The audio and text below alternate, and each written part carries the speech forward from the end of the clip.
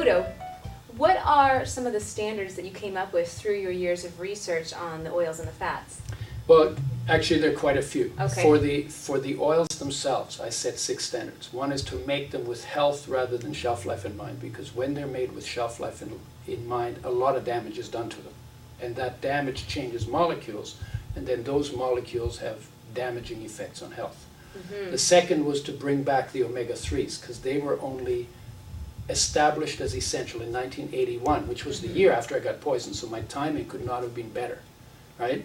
Of course, I wasn't in charge of it, but the timing was very good.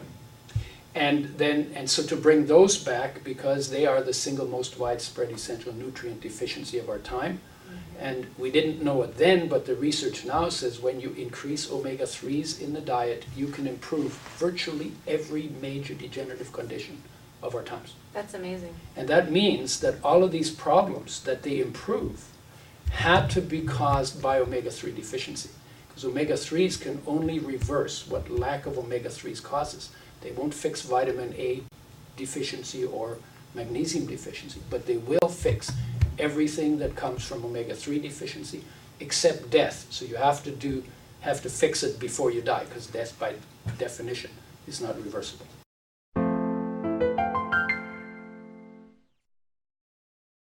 So you can actually regenerate your body.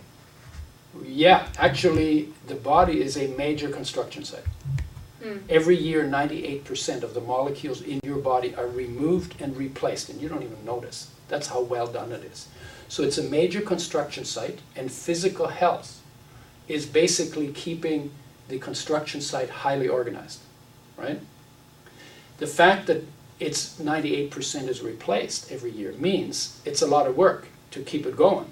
But it also means that healing is possible, because whenever you get your construction site disorganized and you therefore get physical symptoms and your physical health goes down, then if you make the appropriate changes, most of them here, then within 1 year, 98% of the problem that you created by not doing it right will be rebuilt, because life gave us a genetic program that knows exactly what to do if you optimize the building blocks it needs, avoid the poisons that mess it up, and make sure digestion works so you get the building blocks and don't poison yourself.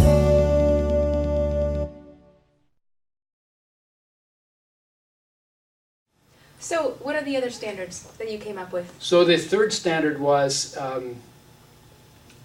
changing the ratio, because I worked with flax oil. Flax oil is very rich in omega-3s, Okay. but very poor in omega-6s. And I became omega-6 deficient on flax oil.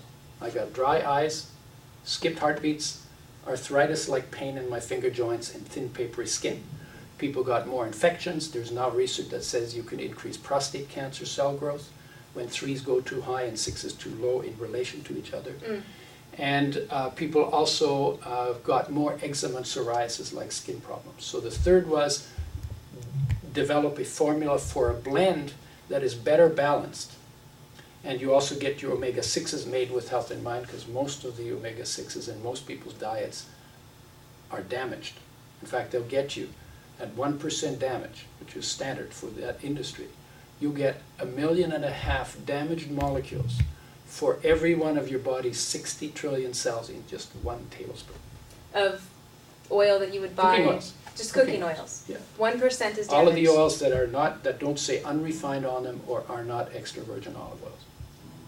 Wow. So that was 3.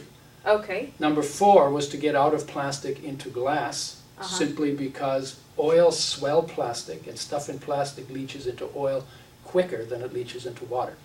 And plastics, life never made a program for plastics because they never existed in the environment. Sure. So on principle, anything that goes into your body ought to not be in plastic, especially liquids, because they move all the time. Wash the container all the time, and anything in the container that can dissolve in the liquid inside will do that. So that was 4.